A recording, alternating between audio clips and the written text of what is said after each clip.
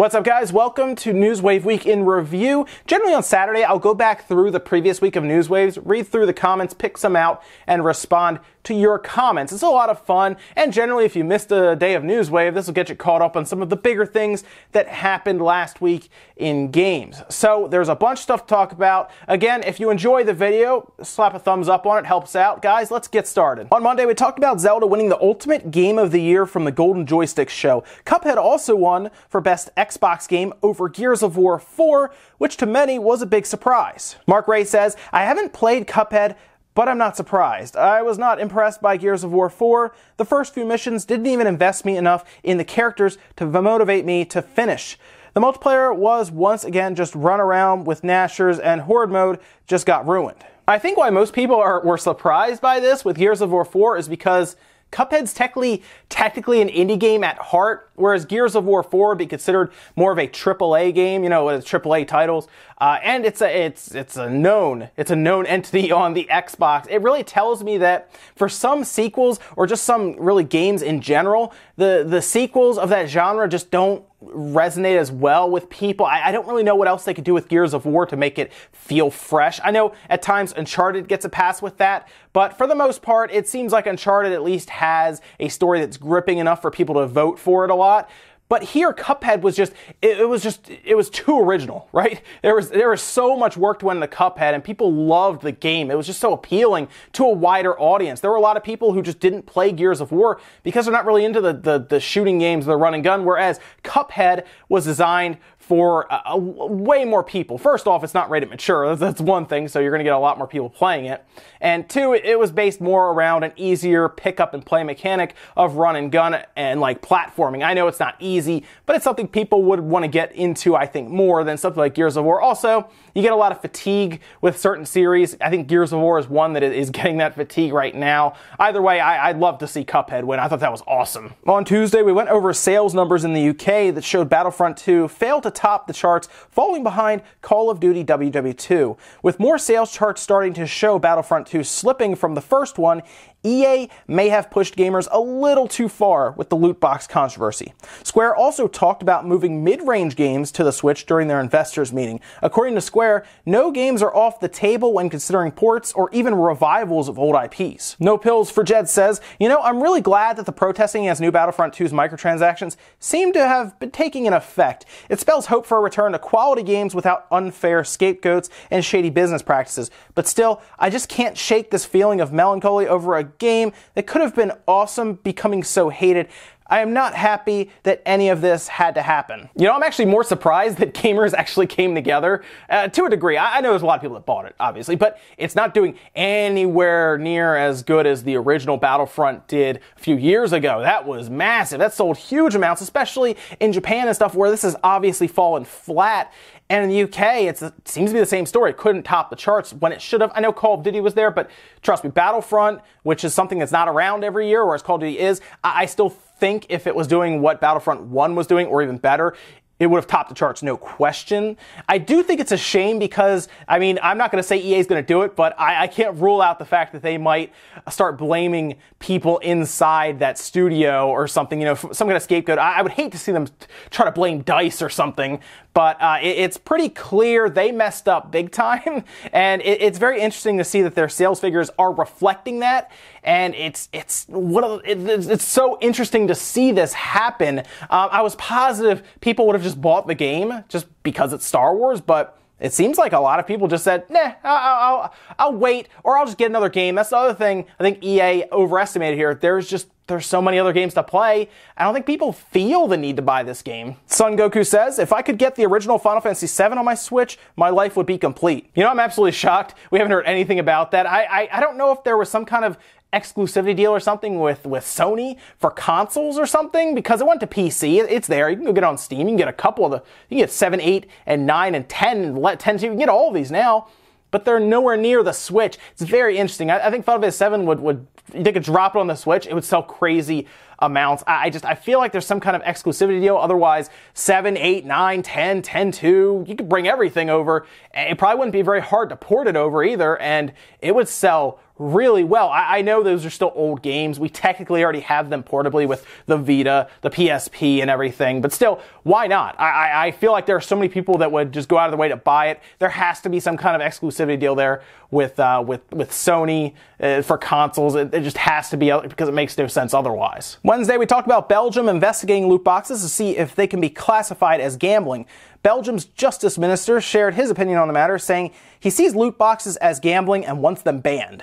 Nicole says, even if we successfully ban all instances of loot boxes, greedy developers would just find scummier ways of taking your money from you. You know, there's an interesting thing here, because we've actually seen Overwatch get around kind of regulations in place in China where you weren't allowed to sell them directly to a consumer. You couldn't sell a loot box to a consumer. So what they did was, if you bought certain types of currency or things in the game directly, they would actually gift you a loot box. So while money was exchanged for items, the gift box was just merely a secondary thing that you get. And of course, people want that loot box, so they'd buy this to get the loot box gifted. It was an interesting way around it, and I do think even if loot boxes are banned, microtransactions will still be around. If they sell you currency in some way and then you can use that to get further ahead in the game, I don't think that's going away, because it seems just too easy to design a game for that to happen, right? I know a lot of these companies cry poor when they probably don't need to. If they cut back a little bit on their massive spending in certain ways, they could probably actually make money without selling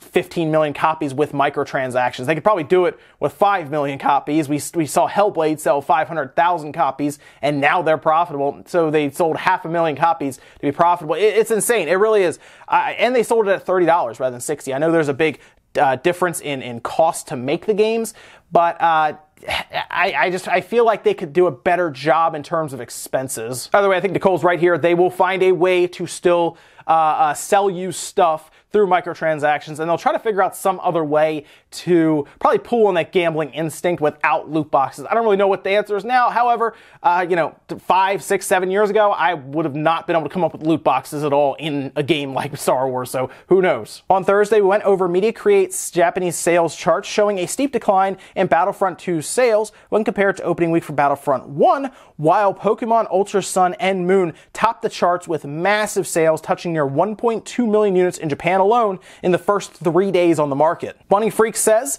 Ultra Sun and Moon considered as the worst entries in Japan, yet sales just explode like that. Imagine if Switch Pokemon is a solid entry. Well, that's probably your opinion for Ultra Sun and Moon. There are probably people who actually like this entry a lot. It doesn't seem to matter. You could put out a bad Pokemon game and it still seems to sell just by the name itself. Now, if you put out a bad Pokemon game and people buy it and they don't like it, that just means that your next Pokemon game might not sell very well. However, when it does release on the Switch, it is going to be a massive occasion. Seriously, this would then be the first time Pokemon would release on what Nintendo considers their home console, like an actual full-fledged Pokemon game that has pretty much been relegated to just handhelds. It would be a massive deal, and I think the sales will reflect that. I think it'll completely take over Japan that week. I wouldn't be surprised if they had a parade or something for it. I'm not even kidding. It would be that big of a deal. You'd see advertising everywhere. Retailers would put up, documentation posters, everything, pre-order bonus. It would be a massive celebration over in Japan when it comes out on the Switch, especially because the more I'm seeing this information coming out about it, the more I see that it's not going to be a straight port. I think it's just going to be this interesting new take on Pokemon, and that would get people extremely excited for them to break away from that formula they've been following for so long. Listen, you don't fix something that's not broken, but still, to take a chance, I think it'd be kind of cool to see. I mean, why not? Let's see what they can do. Finally, on Friday, I went over Black Friday and I asked you guys to tell me, what did you end up getting through massive discount, I guess, on Black Friday? MD Hollywood says, I feel like a trader. I bought a PS4 for $199 and I like it. Sorry, Nintendo. I did buy Monopoly for the Switch, which works great now with the patch. Also got Bomberman and Rayman Legends.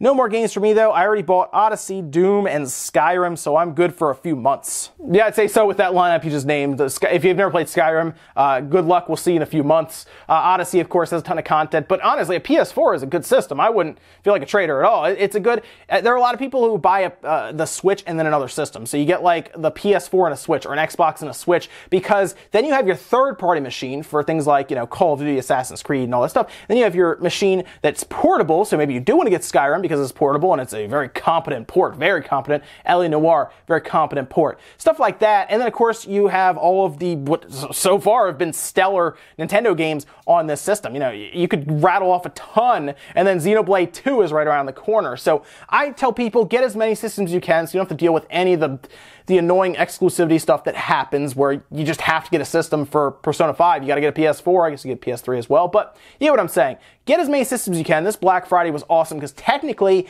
you could have got an Xbox One and a PS4 for less than a PS4 Pro. Those two together were $390. So at that point, if you already have a Switch and you get those two systems, you're good. Anything that comes out, you can say, oh, we get that. I got the system for it. Pinoy78 said, nabbed Dragon Ball Xenoverse 2 for $20. Kept missing out on NBA 2K18 though. Xenoverse 2 at $20, by the way, is an absolute steal on the Switch. I love that game. It really is a good game. Works really well portably because there are times where it is a grind fest, and I can see how turning the Switch on, beating a mission very quick, because some of the missions take like 5 minutes, to be honest. You run through an offline parallel mode.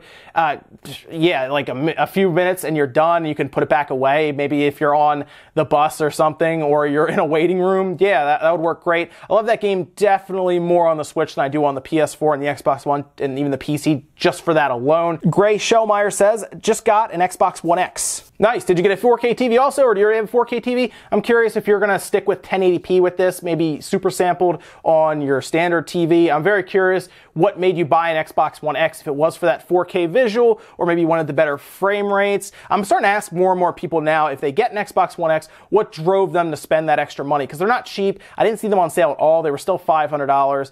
And I think for what you get is a good purchase, but I'm more or less curious why you bought it, if it was that 4K experience they were looking for. Game Opinion says, just bought a PS4 with Horizon Zero Dawn. Excited. That's a solid combo. Really is, because I know you spent $220 on that, and that is phenomenal considering I got my Pro and then Horizon Zero Dawn a while back, and I know those were $460. So yeah, good job. You did well there. That is a good pickup. Horizon Zero Dawn is an awesome game, and it'll keep you busy for quite a while. And again, a PS4 Slim, by the way, I still think right now, if I had to look at the PS4 Slim and the Pro, the Slim is definitely, I think, the best built. Like, the fan is the quietest on there out of the three. The PS4 Pro is one of the loudest things I've ever had in my house. It's like a turbine, you know, it's like a jet taking off at certain times when you're playing games. And I do think the Slim is just a better looking system overall. It's thin, it's sleek, and it's quiet. So good pickup there. You can't beat $200. I mean, seriously, the DualShocks, yeah, usually are $60. $200, man, that's